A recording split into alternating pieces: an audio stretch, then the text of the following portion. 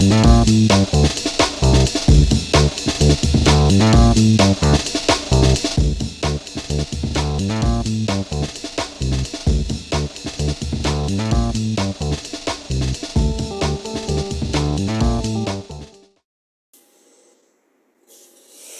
что ж, пятница, 5 сентября 2025 года в Башкортостане, 9 часов утра. И я, Руслан Валиев, с большим удовольствием приветствую аудиторию канала «Аспекты Башкортостан» в программе «Аспекты Республики» в эфире, который мы ведем в прямом формате для зрителей YouTube-канала, для зрителей Telegram-канала, а также для всех тех, кто смотрит в записи. Также мы, конечно же, ведем эту программу. Для тех, кто сейчас, как всегда, напоминание о чате. Это наша площадка дискуссионная, взаимодополняющая, взаимосогревающая, терапевтическая даже, я бы сказал. Поэтому сходу можете присоединяться и сообщения свои писать о том, что думаете, что беспокоит и так далее, и так далее. Реагируйте на услышанное, ну а я буду реагировать на написанное, соответственно. Стараюсь всегда это делать, когда вижу, в том числе и под уже сохраненными записями, ваши комментарии, особенно если это что-то важное. В общем, здесь все как всегда, поэтому давайте поработаем. Сегодня, тем более, уходящая неделя заканчивается, и, соответственно, этой программой мы ее в некотором роде подведем итоги. Хорошего завершения рабочей недели как раз-таки желает Клара Целкина, наша замечательная подписчица. Большое спасибо за приветствие Римме, Наталье Зубовой, Руслану Гильманову и еще Римме 75. Вот, популярное это имя у нас нынче в чате, как минимум. Замечательно. Что ж, новости в стране и в мире по итогам минувшего дня. Первым делом, как всегда, стоит на очереди. Итак, европейские страны могут отправить в Украину демонстрационные войска, которые будут находиться вдали от линии фронта и станут сдерживающим фактором в случае будущих атак. Второй элемент плана – регенерация предусматривает тренировку и восстановление украинских вооруженных сил, пишет The Washington Post, со ссылкой на чиновников, непосредственно знакомых с обсуждением. По данным газеты, администрация Дональда Трампа выразила готовность поддержать план средствами ПВО и данными разведки. Ну, что-то какие-то очень далеко идущие планы, скажу я вам по поводу данного сообщения. Президент США Дональд Трамп по-прежнему намерен остановить войну в Украине, хотя его усилия по налаживанию переговоров между лидерами Украины и России пока не увенчались успехом. Об этом он заявил в интервью телеканалу CBS. Как часто дает американский президент интервью разным телеканалам? Удивительно просто. Как сказал Трамп, что-то должно произойти, но пока они не готовы. Он признал, что российско-украинское урегулирование оказалось несколько более трудной задачей, чем остальные, с которыми он столкнулся в последнее время. Два российских беспилотника нарушили воздушное пространство во время массированного российского удара по Украине в ночь на 3 сентября, пишет Reuters, цитируя представителя оперативного командования вооруженных сил Польши. Там заявили, что сбивать российские дроны не стали, поскольку они не представляли угрозы для граждан и инфраструктуры. После встречи лидера КНДР с президентом России в Пекине северокорейские сотрудники тщательно протерли все предметы, к которым прикасался Ким Чен Ын, обнаружил Reuters. Были вымыты кресла, журнальный столик и посуда. По сведениям японских и южнокорейских спецслужб, Ким Чен Ын, как и во время предыдущих поездок, взял с собой в Пекин собственный туалет. Все эти предосторожности, объясняют эксперты агентства, нужны для того, чтобы скрыть любую информацию о состоянии здоровья северокорейского диктатора. Какие же уроды они все. Минцифры готовится цензурировать книги с помощью искусственного интеллекта. О планах разработать программное обеспечение для издательств рассказал директор Департамента господдержки издательской индустрии Владимир Григорьев. Обратило внимание агентству. Как утверждается, программа будет искать в текстах исключительно пропаганду наркотиков. Ну да, так мы и поверили. В российской металлургической отрасли кризис, который сравним с тем, что происходило в 1990-е годы, заявил в интервью РБК генеральный директор Северстали Александр Шевелев. Ой, а что случилось?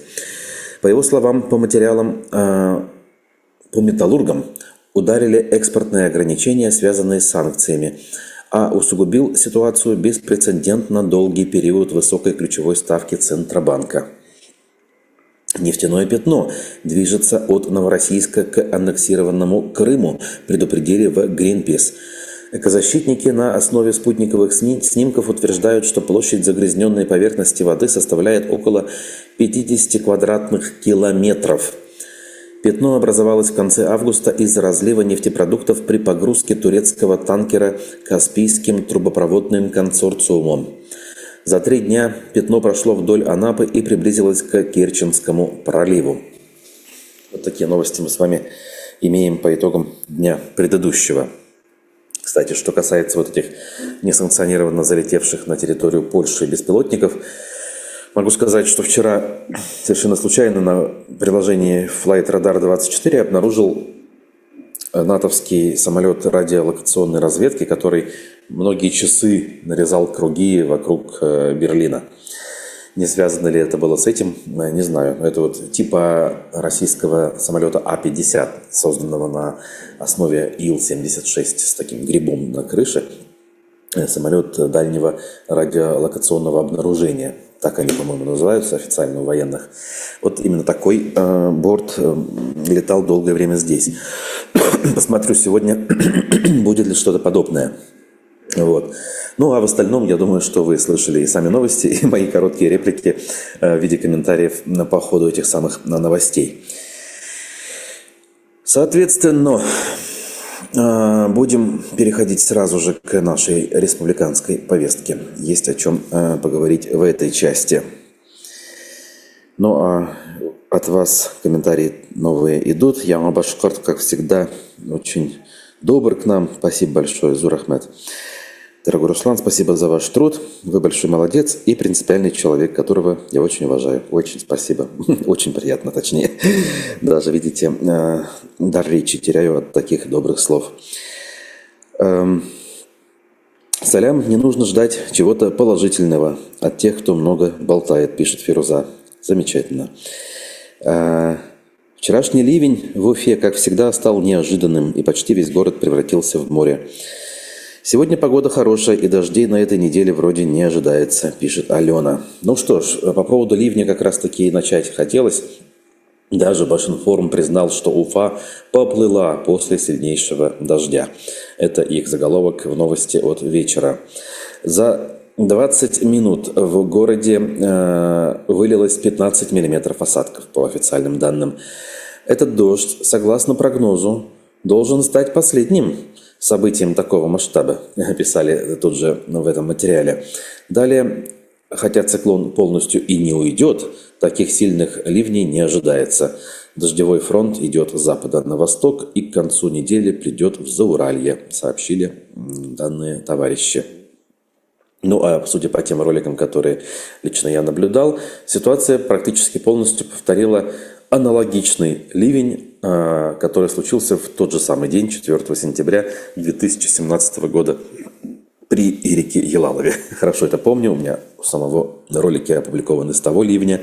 Вот. Ну а здесь, знаете ли, не обошлось и без проблем.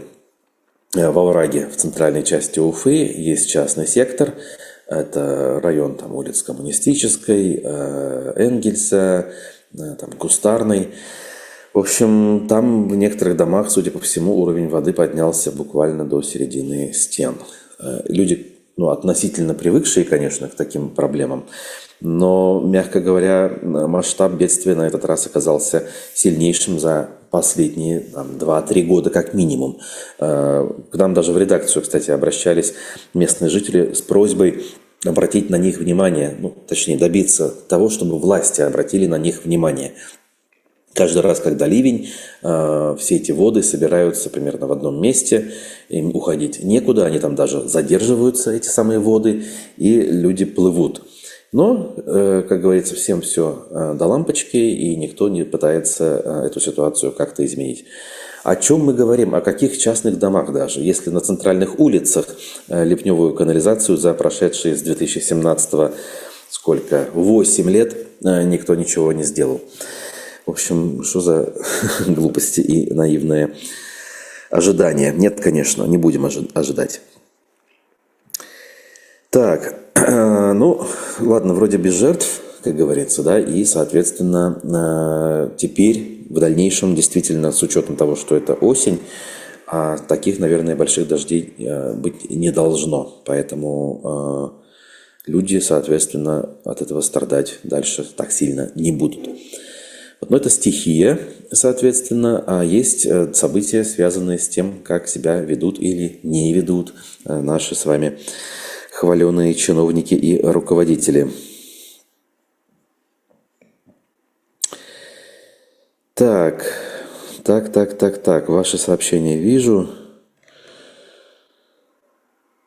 Ага, вот Наталья пишет, никто не обратит на них внимания, все дома эти под снос идут. Это речь про частный сектор, да, во враге. Ну, в общем, да, наверное, они под снос идут. Знают ли об этом местные жители, хотя должны, наверное, догадываться. Окей, дальше идем. Верховный суд Башкортостана оставил депутата Курултая Алексея Локотченко под арестом.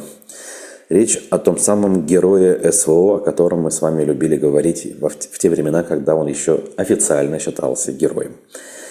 По версии следствия, директор юридической компании РСК, помимо своего депутатского мандата, он, разумеется, занимался и бизнесом, как же иначе.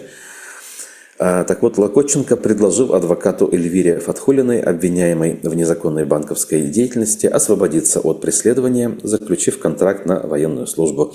За это он попросил у нее 10 миллионов 200 тысяч рублей, якобы для передачи должностным лицам Министерства обороны за фиктивное зачисление в добровольческий отряд. Это все версия следствия. Но у нас с вами нет же оснований не доверять следствию в данном отдельном случае. Депутат, неоднократно посещавший зону СВО, привлек в качестве посредника своего подчиненного из отряда Архангела Михаила бригады «Дикая дивизия Донбасса». Боже мой, название-то у них. Во время передачи первой части суммы в размере 5,2 миллиона задержали с поличным сначала посредника, а затем самого Локотченко. Вину он не признает и добавляет, что он не просто участвовал в СВО, а получил ранение. Но выглядит при этом совершенно здоровым и вполне упитанным. Знаете ли, такие люди, конечно же, вызывают первоочередное подозрение. А с чем же было связано ранение ваше, так и хочется спросить, да? Уж не самострел ли? С учетом послужного списка, когда репутация, скажем так, подмочена, знаете ли, всякого рода подозрения приходят на ум. Это, конечно же, всего лишь оценочное суждение, но мы не должны и такого варианта исключать. Вообще, самострелы – это очень распространенное явление в нынешней войне. И, к сожалению, некоторые из таких военнослужащих попадают в зону влияния своего руководства, и после этого им приходится очень туго. Они не просто проводят длительное время в нечеловеческих условиях, в ямах, но дальше их шлют в мясные штурмы, откуда редко кто возвращается живым. Поэтому даже совершая этот поступок, например, ради того, чтобы все-таки уйти, покинуть место службы, а не просто деньги получить, даже совершая его, нужно все-таки быть очень внимательными и отнестись к этому вопросу со всей серьезностью. Это я говорю, возможно, тем, кто таким способом хочет демобилизоваться. Возможно, например, поняв всю бессмысленность и весь ужас происходящих событий, в которых эти люди принимают участие. Вот как-то так. Вот. А тем временем, совершенно верно пишет Джейсон Брон, что еще одного уголовника из республики, экс-директора ГКЗ Башкортостан Вильдана Яруллина отправили таки под домашний арест. Вечером эта новость пришла. Он до сих пор был под арестом в СИЗО, и вот смягчили меру пресечения. Это еще не срок, не приговор, я на всякий случай уточняю, это всего лишь мера пресечения. Понятно, что вообще в нормальном цивилизованном обществе всем, кто обвиняется в экономических преступлениях, должна избираться именно такая мера пресечения с самого начала, то есть домашний арест. Зачем людей отправлять за решетку, мне решительно непонятно. Вот. Но в данном случае сочувствовать членам управленческой команды нынешнего руководства я особо не буду. Вот. И скажу лишь, что его перевод под домашний арест выглядит совершенно логичным во всей цепочке таких историй. Наверняка все нужные показания на сообщников, так сказать, он дал. В общем, и теперь никакого интереса не представляет сотрудникам силовых органов. Соответственно, его отпустили. Вот. Будь я на его месте, конечно же, воспользовался бы этой поблажкой и пустился бы в, ну, скажем так, решительные поступки, вот, находясь под домашним арестом, даже с закрепленным браслетом, можно, знаете ли, принимать решительные какие-то решения, соответственно, и радикально менять собственный статус. Есть такие примеры. Но на самом деле шучу. Пусть делает, что хочет, как говорится, да? Вот. А Азат нам пишет, что каждый день горят НПЗ, нефтеперерабатывающие заводы в России. Уже даже не обращаю внимания на эти новости. Даже не знал, что их так много. Об этом мы тоже скажем. В процессе у нас есть тематическая новость.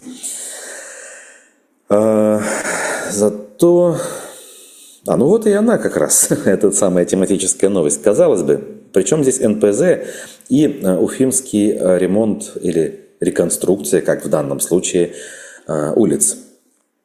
Снова перенесли в нашей башкортостанской столице сроки сдачи улицы Пугачева, той самой улицы, которая ремонтируется еще с 2022 года. Еще при мне, как говорится, начинали. Еще я снимал оттуда репортаж во время начала работ. Значит, что пишет Уфа-1? Улица Пугачева в Уфе имеет все шансы повторить судьбу улицы Рабкоров. Срок сдачи объекта снова перенесли. Недавно в мэрии уверяли, что работы идут, а движение вот-вот запустят. Но в сентябре, когда это самое движение должны были уже запустить окончательно, этого вновь не случилось. Но в августе 2025 года, вот буквально недавно, жители Кузнецовского затона очень просили власти доделать улицу и запустить движение. На тот момент на объекте никаких признаков жизни не было, поэтому они били тревогу. В мэрии при этом заявили, что на участке от Бельской в сторону развязки подрядчик завозит ПГС. То есть работы на самом деле якобы шли, уверяли в мэрии. Это необходимо для стыковки двух этапов реконструкции, ля-ля тополя. Значит, сентябрь наступил. Подрядчик продолжает возить ПГС на участке от геофизиков до транспортной развязки. Но в остальном все плохо, утверждают авторы публикации. И самое интересное дальше. Это цитата из, пресс-релиза властей, то есть из пресс-релиза Уфимской мэрии. В связи с временным дефицитом топлива для работы строительной и дорожной техники строительно-монтажные работы на других участках подрядная организация не ведет. После возобновления строительно-монтажных работ на участке от Сочинской до улицы Бельской планируем уложить еще один слой асфальтобетонного покрытия. Запуск движения по двум полосам в каждом направлении запланирован теперь в ноябре 2025 года. То есть деньги, судя по всему, есть, об этом они не говорят. Стройматериалы есть, рабочие руки есть, но нет топлива. Это о чем может говорить? Давайте, как говорится, делать выводы. То есть если на жизненно важном городском объекте работы стоят из-за отсутствия топлива, то мы можем смело предположить, что уже завтра на линии могут не выйти городские автобусы. Не все сразу, а частично. А еще через пару дней топлива может не оказаться для того, чтобы заправить какие-нибудь машины экстренных служб, скорой помощи. Тут можно предположить дефицит дизельного топлива. Хорошо, скорых помощи, наверное, на дизеле у нас нет. Но вот пожарные машины, пожалуйста, сплошь и рядом работают на дизельном топливе. А что будет дальше? Учитывая все обстоятельства, которые мы с вами знаем, конца и края нынешней трагедии пока не видать. Соответственно, улучшения ситуации с топливом ожидать не приходится. Приходится ожидать лишь ухудшения этой ситуации. Разве не так? С другой стороны, если вспомнить пресловутый принцип «чем хуже, тем лучше», может быть, благодаря вот этим изменениям, с позволения сказать, до большего количества наблюдателей дойдет таки. Хотя есть большие сомнения с этим, опять же. Совершенно не ту сторону и не тех людей наблюдатели станут винить в проблемах с топливом, если вдруг они наступят, к большому сожалению. Недостаточно, скажем так, людей, способны реально осмысливать происходящее и делать адекватные выводы. Так. Вот в Уфе недовольны осадками, а на Донбассе люди какают в пакетик и выбрасывают в окно. Есть куда деградировать. Конечно, всегда найдется. Более того, и люди привыкать, знаете ли, склонны к ухудшению событий. Ой, ведомости, обращается Азат. Видел недавно в Твиттере мем. Донецк 2012. Евро. Чемпионат Европы, да? Концерт Рианы. Один из самых богатых городов Украины. Дальше. Донецк 2025. Прилеты, нет чистой воды, не моются месяцами. Да, вот как интересно на этот счет себя ощущают местные жители, те, которые там остались. Конечно же, их там осталось совсем чуть-чуть. И если верить видео хроникам, это зачастую часто пенсионеры, то есть бабульки, даже без дедулек, которые помнят еще Советский Союз, вот, и ждали великого счастья, дождались, как говорится, да. Вот, и, соответственно, другие не самые, будем говорить, образованные и успешные местные граждане. Вот. С другой стороны, на них хоть кол на голове чеши, да, понимание может не прийти. Либо оно может приходить очень долго, знаете ли. Нужно будет дойти до самой критической отметки для того, чтобы что-то начали осознавать. Не знаю. В этом смысле злорадствовать не хочется. Как бы это мучение, на самом деле, когда ты живешь в городе и нет у тебя элементарных бытовых условий. В деревне-то окей, ты к этому привыкаешь, там у тебя все как бы организовано так. Это для тебя не ЧП. А здесь получается, из ряда вон выходящая ситуация. Вот.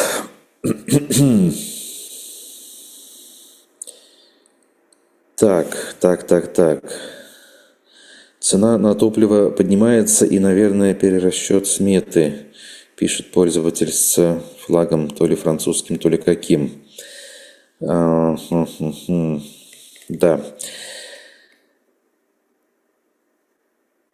Азат, утром нажимая на кнопку спуска воды на бачке унитаза, помни, что ты смываешь суточную норму воды жителя ДНР. Да. С вами, друзья, не соскучишься. Очень остроумно и, как всегда, в самое сердце, как говорится, ваши шуточки. Ну что ж, тем временем даже не в ДНР, а вот у нас, как мы выяснили, есть проблемы с топливом. Поэтому, дорогие друзья, кто живет, кто пользуется, особенно автомобилем, пожалуйста, пишите, как там дела с разными видами топлива, нет ли перебоев, нет ли каких-то ограничений. Я думаю, скорее всего, если они будут более или менее массово происходить, то мы, конечно, об этом и сами узнаем, об этом напишут даже пропагандистские СМИ. Вот. Но все-таки из первых уст хотелось бы слышать такую информацию. Так.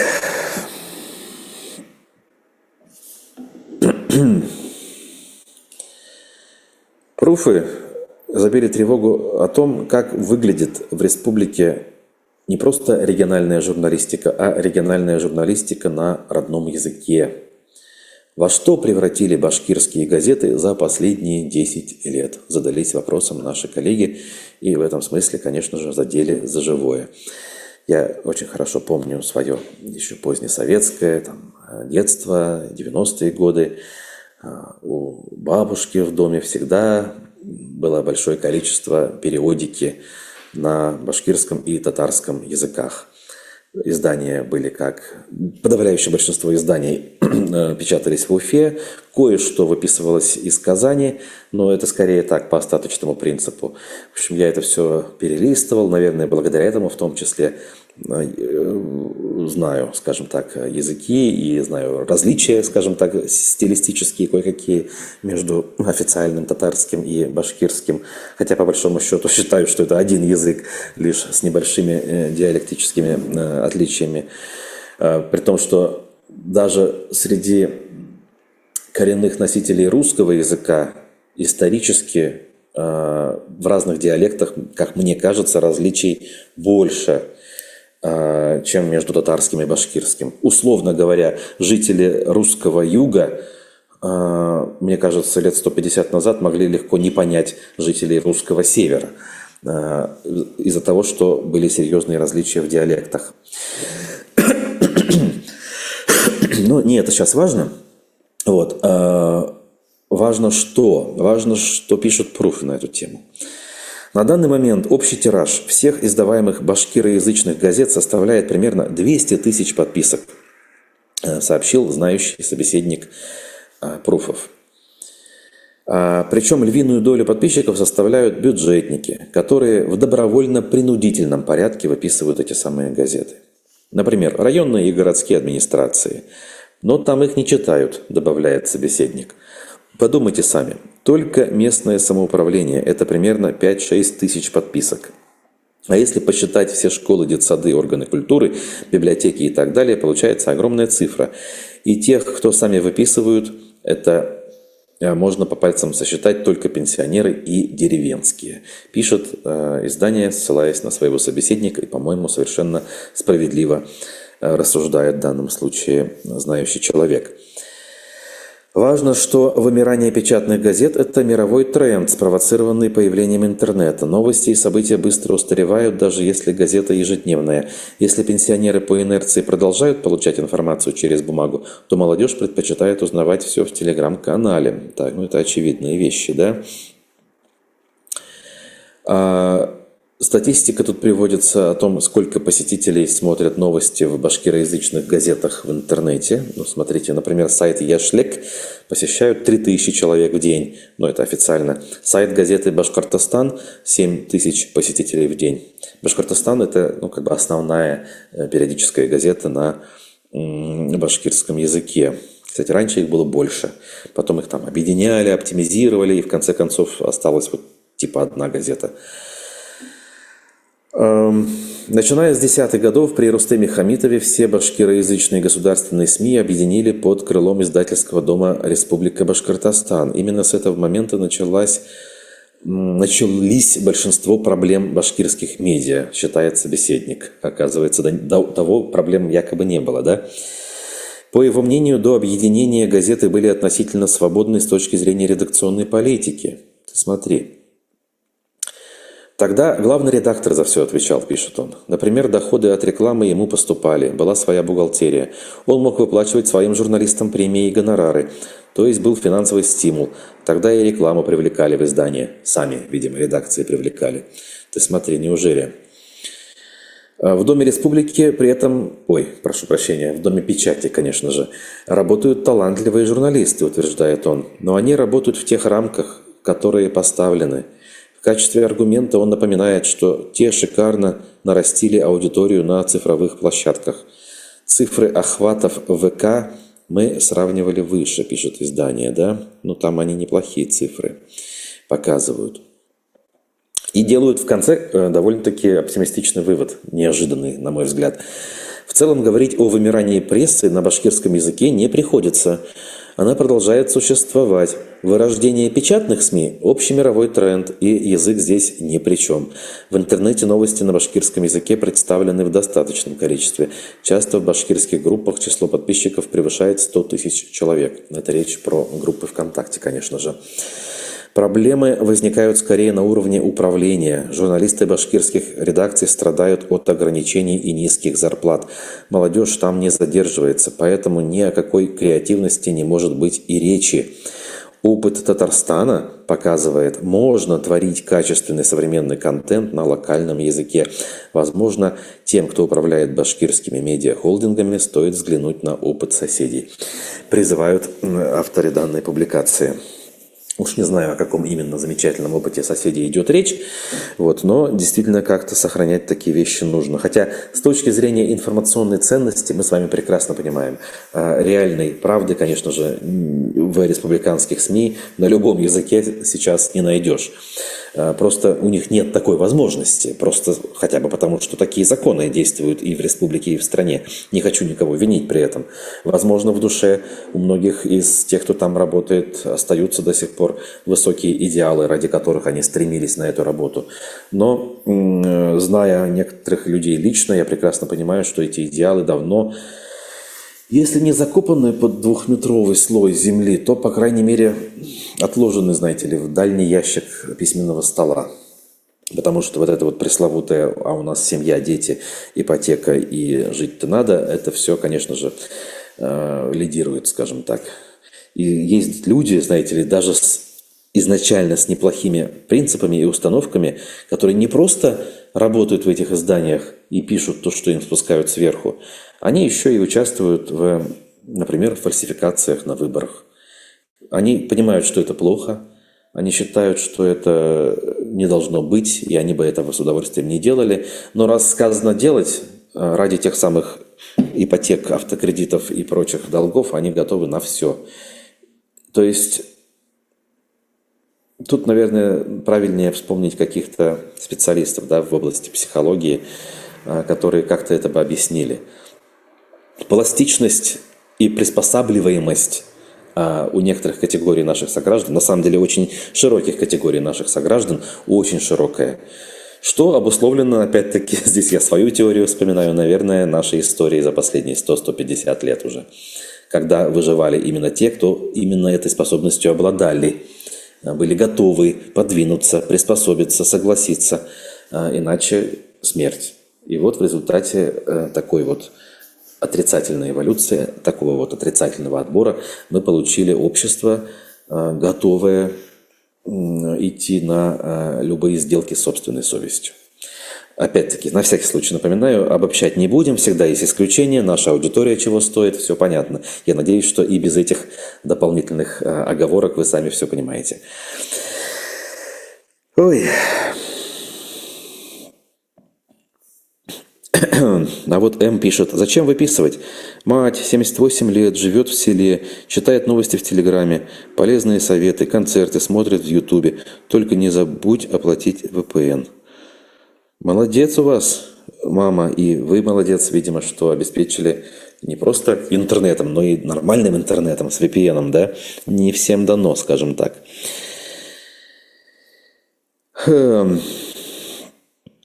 Анаилька нам напоминает, что первые казахские книги были напечатаны в Уфе, книги конца XIX века. Эти книги в Казахстане на аукционах очень дорого сегодня уходят богатым казахам. Там написано на латинице. Офа, Китаб. О, как интересно. В советское время эти книги уничтожались. Ай-яй-яй. Вот, а Азат нам напоминает, что в Испании живет. Мы помним, дорогой Азат, тут экономят воду. Тут же страна превращается в пустыню, сильно центральная часть. И этим власть занимается, пытается деревья сажать и границу сделать пустыни, чтобы она не увеличивалась. Да, это нужно делать. Я сам прошлым летом вот был в центре Испании, видел, в общем-то, как это выглядит. Я подумал, что да, в смысле природы я бы не хотел жить в таком месте, подумал я, потому что пейзаж очень близок был к египетскому. Вот. Да, скалы, горы и местами кустарники, но очень уж это все пустынно выглядит. В этом смысле здесь у нас в округе пейзаж буквально родной. Вот, за исключением того, что он более ухоженный, соответственно. Так.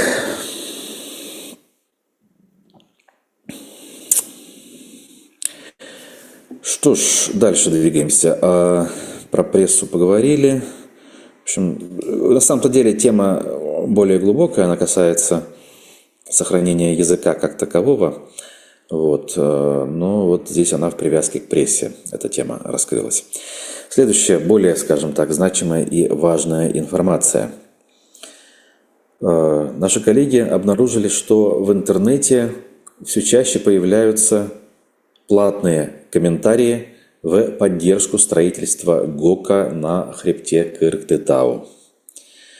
О чем идет речь? В Башкортостане начали заказывать комментарии с положительными отзывами о строительстве горно-обогатительного комбината в Абзириловском районе. По условиям так называемых работодателей, сообщения должны содержать не менее 120 символов и быть написаны своими словами, чтобы выглядеть живыми. При этом кураторам предлагают заготовки. Например, цитата: «Я за строительство ГОКа. Надоело, что муж на вахтах постоянно, а так сможет здесь найти нормальную работу». То есть, таким образом, комментарий должен выглядеть естественно. Об этом написало издание Русньюз, ну и дальше многие наши телеграм-каналы информацию распространили на основе сообщений пользователей, на которых вышли эти самые рекрутеры, эти самые работодатели, с позволения сказать. Таким образом, мы с вами понимаем, что до сих пор беспокойство на тему недовольства жителей есть. Мы с вами тут несколько раз уже опечаливались на тему того, что протест загнулся. Властям вместе с горнопромышленниками удалось его загнать под лавку своим силовым давлением, может быть, где-то денежными вливаниями. Но, как получается, по факту сейчас до сих пор ситуация еще, если не разгорается, то как минимум тлеет точно. Иначе бы эти люди не тратили силы и ресурсы на то, чтобы подкупать пользователей из Башкортостана, чтобы те писали положительные отзывы. Таким образом, призываю всех повнимательнее отнестись к данной проблеме. Каждый раз, когда вы видите что-то подобное, какой-то комментарий, может быть, под нашими новостями в том числе, не может быть, а точно, давайте выводить на чистую воду этих самых людей. Вот. Может быть, даже не в грубой форме, а даже лучше не в грубой форме, а переходить на личное общение и задавать прямые вопросы, чтобы они все-таки раскололись в непубличном пространстве, что их привлекли к этой деятельности за деньги. Чем больше мы будем иметь таких сведений подтвержденных, тем лучше для реальной оценки ситуации, скажем так. Потому что иногда мы сами оказываемся заложниками того, что видим комментарии, и не всегда понимаем, что они проплачены. Я сам себя на этом точно ловлю. Бывает такое, что всерьез за чистую монету воспринимаю комментарий, который на поверку оказывается деятельностью какого-то бота, который это делает совершенно неискренне и вообще не понимает на самом деле суть проблемы, о которой он только что высказался. Вот. Таким образом, если уже совсем в сухом остатке резюмировать вышесказанное, власти опасаются, что ситуация по Кыргызстану ими не до конца урегулирована, с позволения сказать. Она дальше может выйти из-под контроля. В том числе, например, потому, что мы вчера с вами говорили, межведомственную комиссию по недропользованию возглавил теперь вместо Азата Бадранова, к которому тоже были вопросы. Как-то он там что-то решал, вроде бы, да, по официальным данным. Так вот, вместо него теперь на этом месте Азамат Абдрахманов. Тот самый, знаете ли, в кавычках, конечно, решала, который пытался просто физической силой и матом разогнать защитников Куштау в августе 2020 года. Помните, да? Мы прекрасно знаем, с чего его известность, скажем так, среди жителей Башкортостана начиналась. Так. Вот тут Гаявата пишет: очень много подставных русско-имперских групп в Телеграме, наподобие Башкирия онлайн, с накрученными подписчиками, тоже агитируют за ГОК. Да, я, кстати, обращал внимание на этот самый телеграм-канал Башкирия онлайн. Он такой подчеркнуто проимперский, конечно, это прям удивительно. И там действительно всегда очень много комментариев, таких воинственных патриотов, зетников. Я прям даже удивлялся первое время. Неужели, думаю, есть у нас такие неравнодушные граждане, с позволения сказать. Потом начал понимать, что скорее это все организованная за деньги история. И вы также пишете, в общем-то, наши мысли на этот счет совпали. Про Бадранова тут спрашивает Пользователь, он пока в отпуске, ничем не занимается. Мы же об этом подробно всю неделю говорили. Есть мнение, что он будет заниматься некой научной деятельностью. И если, конечно, подтвердится информация, что его отпуск с последующим увольнением. Пока мы утверждать это с полной уверенностью не можем, хотя косвенные признаки, как мы выяснили, все подтверждают именно эту версию, в том, что эта версия правильная. Вот. Так что держим руку на пульсе, про Корректетау не забываем. И вот на этом фоне в Уфе стартует скоро международный чемпионат геологов. Вот так вот. С 8 по 17 сентября он пройдет. Организован данный чемпионат Роснедрами и правительством Башкортостана. В мероприятии примут участие 38 команд из 16 стран, включая Узбекистан, Казахстан, Китай, Египет и Южную Африку. Участники конкурса продемонстрируют свои знания в радиометрии, минералогии, петрографии, палеонтологии и других областях. Их будут оценивать эксперты из Роснедр, ведущих вузов и компаний-недропользователей. Победители получат стажировку на предприятиях геологической отрасли.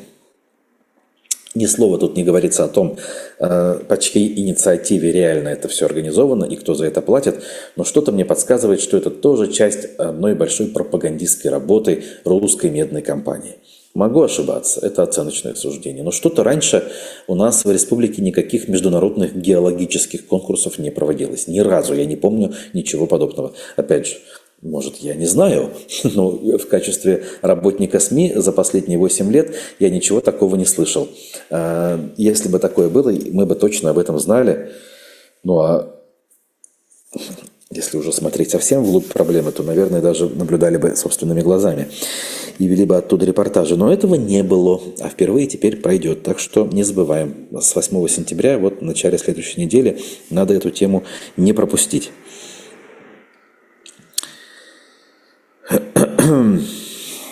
Так, нет, я сериал не смотрел «Теория большого взрыва», поэтому прокомментировать никак не могу. А если дальше идти, то немножечко вернуться к теме правоохранительной. Не без юмора, конечно, иногда эти новости выглядят. В Уфе 3 беременных женщин обманули на 6 миллионов рублей, дорогие друзья. Мэш опубликовал удивительную историю развода на 6 миллионов рублей, которая произошла в стенах перинатального центра Уфы. Беременная женщина, сама тоже беременная, я на всякий случай напоминаю, пообещала соседкам по палате золотые горы, убедив их, что она, как опытная мать, знает все тонкости по получению пособий. На самом деле роженица оформляла на своих жертв кредиты, после чего переводила деньги себе. Она таким образом обработала 3 соседок. Мошенница уверяла, что знает про все возможные пособия и выплаты, а также научит их задешево заказывать вещи на маркетплейсах. Все, что нужно было сделать страждущим, это отдать в руки этой женщине свои телефоны. Ну, то есть она просила: дай мне свой телефон, я сейчас там зайду на госуслуги и, значит, оформлю тебе кучу пособий, говорила она. Я сейчас просто простым языком перефразирую. В итоге она умудрялась за короткий срок оформить на них кредиты и перевести деньги себе. Но опять же, я предполагаю, что она заходила условно в приложение Сбербанк онлайн, там сейчас есть возможности все это быстро сделать, скорее всего, оформляла кредит и переводила себе на карту. Как это вообще? Я не понимаю вообще, как это можно сделать. Тут со всех сторон вопросы. Ну вот прежде всего к самой мошеннице. Ну то есть это же очевидно, что будет вскрыто. Да?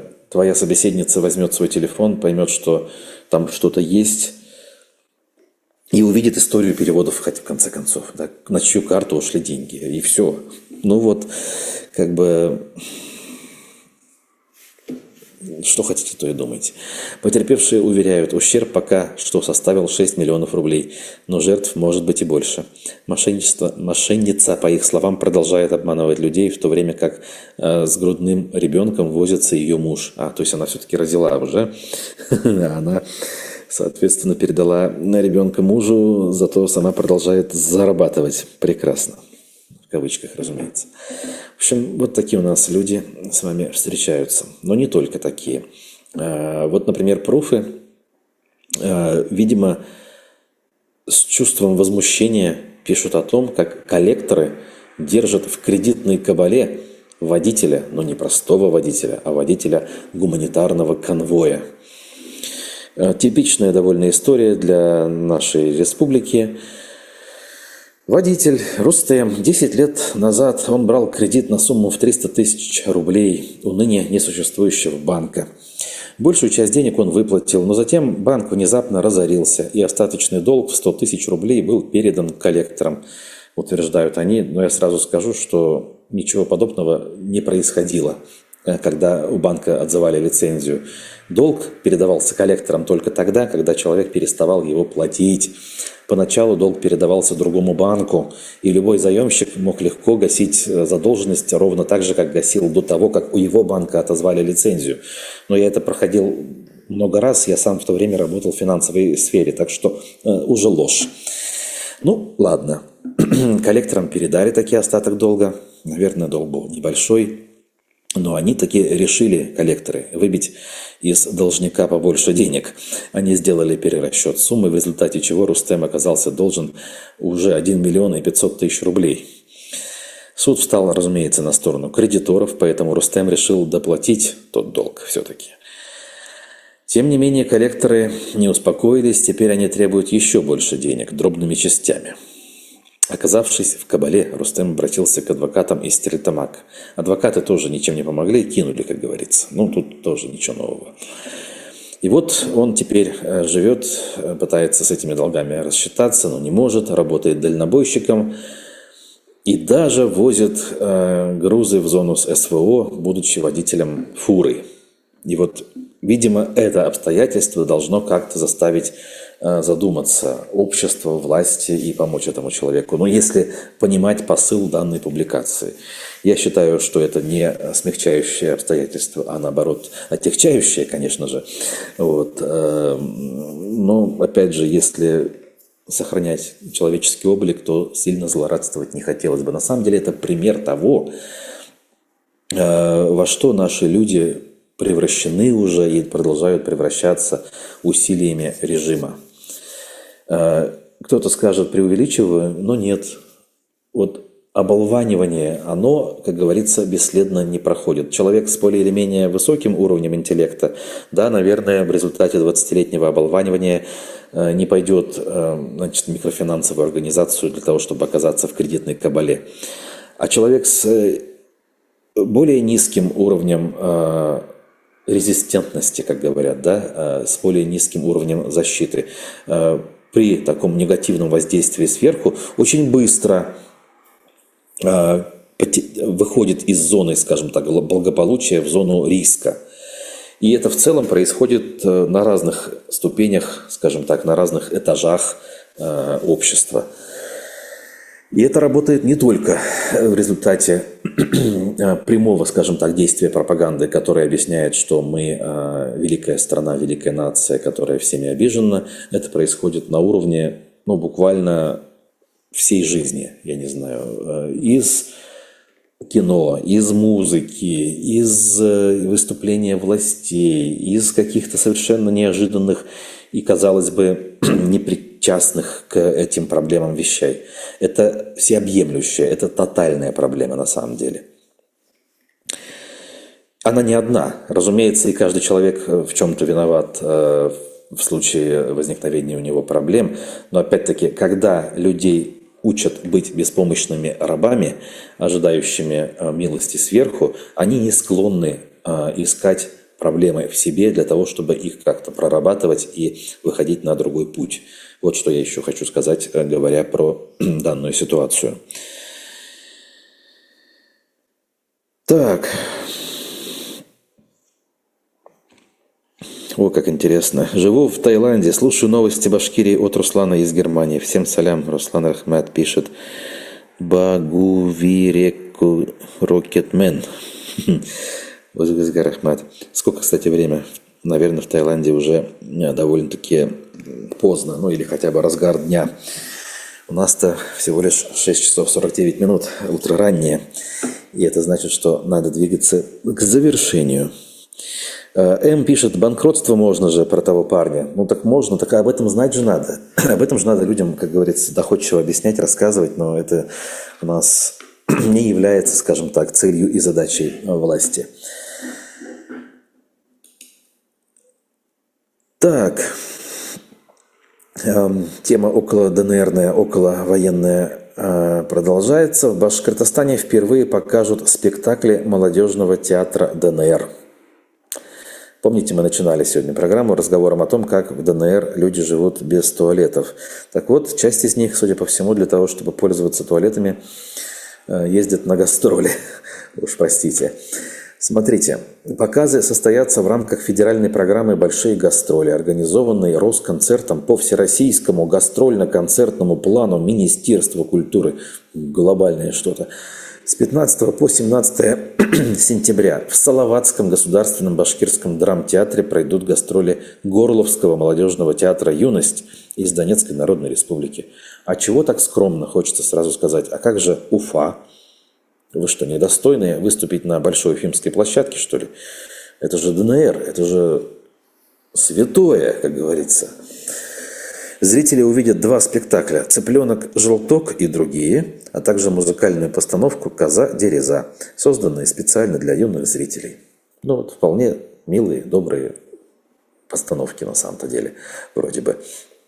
В эти же дни Салаватский театр выезжает сам на гастроли по Башкортостану и будет радовать зрителей Кумертау, Ишимбая, а также Гафурийского района. Как-то так, дорогие друзья. Я бы, значит, возмутился на месте патриотов.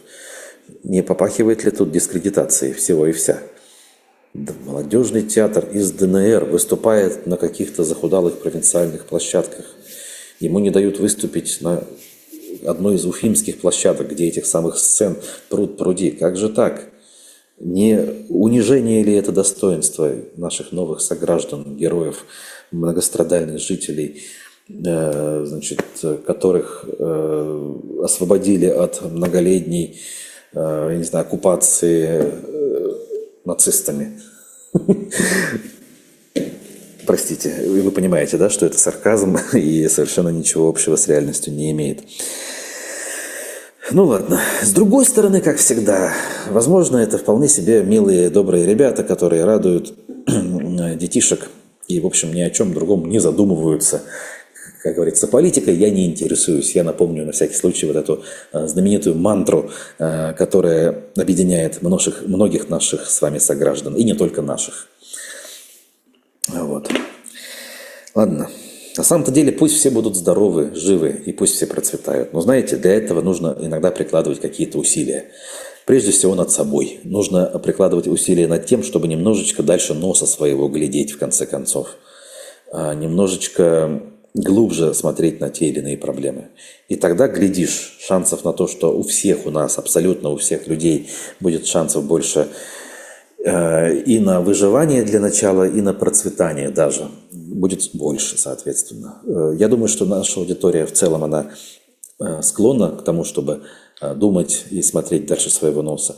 Но на всякий случай напомнить будет не лишним. Вот. И, соответственно, с этими относительно оптимистичными мыслями я начну с вами прощаться.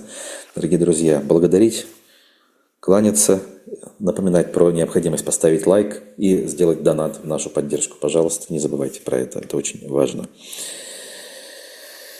Так, смотрите-ка, Донецкой филармонии нет. Ее музыкантов армия России мобилизовала в 22 году и убила об Азовсталь, пишут нам ведомости. Вот даже так, да?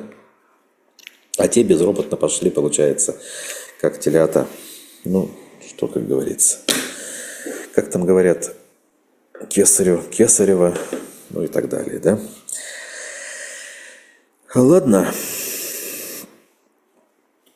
Как говорится, все на этом, дорогие друзья. Увидимся очень скоро. Отдыхайте, копите сил на не только следующую рабочую неделю, но и вообще в целом.